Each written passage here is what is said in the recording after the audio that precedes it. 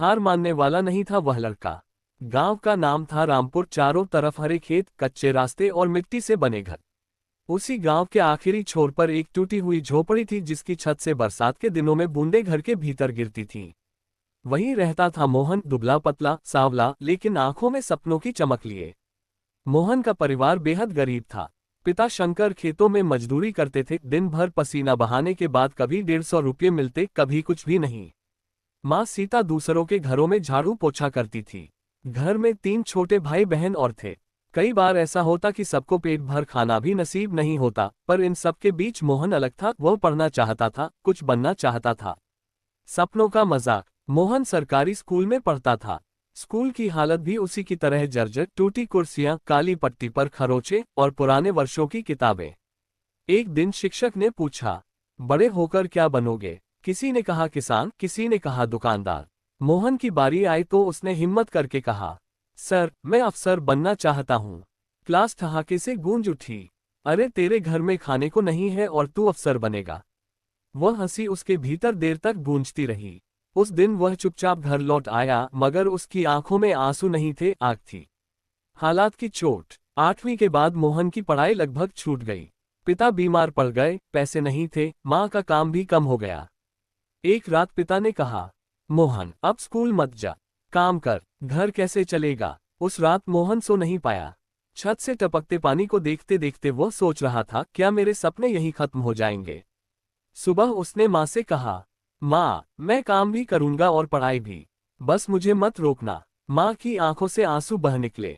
भगवान तुझे हिम्मत दे बेटा। दिन मजदूरी, रात पढ़ाई। मोहन सुबह 5 बजे उठकर खेतों में काम करता, फिर स्कूल जाता।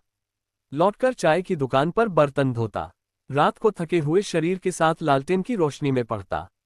कई बार नींद किताबों पर गिर जाती, पर वह खुद से कहता, अगर आज थक गया तो कल मजदूर ही रह जाऊंगा। न नई किताबें, न सहूलियत। पुराने अखबार, फेंकी हुई पुस्तकों और उधार के नोट से पढ़ाई होती थी। अपमान का घाव। एक दिन फीस जमा करनी थी। मोहन के पास पैसे नहीं थे। शिक्षक ने सबके सामने डांट दिया, पैसे नहीं थे तो स्कूल क्यों आया? क्लास चुप रही। मोहन का सिर झुक गया। घर पहुंचकर वह बहुत रोया। उस दिन पहली बार उसे लगा, क्या सच में मेरी औकात इतनी ही है? पर अगले ही पल उसने आंसू पोंछे। एक दिन यही लोग मेरे नाम से मुझे पहचानेंगे। एक सहारा। स्कूल में नए शिक्षक आए, वर्मा सर।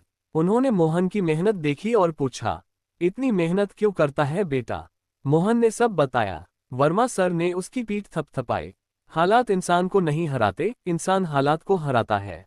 उन्होंने पुरानी किताबें दी, फॉर्म भरवाया और कहा, जब तक मैं हूं तेरी पढ़ाई नहीं रुकेगी। उस दिन पहली बार मोहन को लगा, दुनिया में इंसानियत अभी जिंदा है। पहली जीत। 10वीं की बोर्ड परीक्षा आई। गांव को यकीन था कि मोहन फेल होगा। परीक्षा के दिन उसके पैरों में चप्पल तक नहीं थी, पर हौसले आसमान छू रहे थे।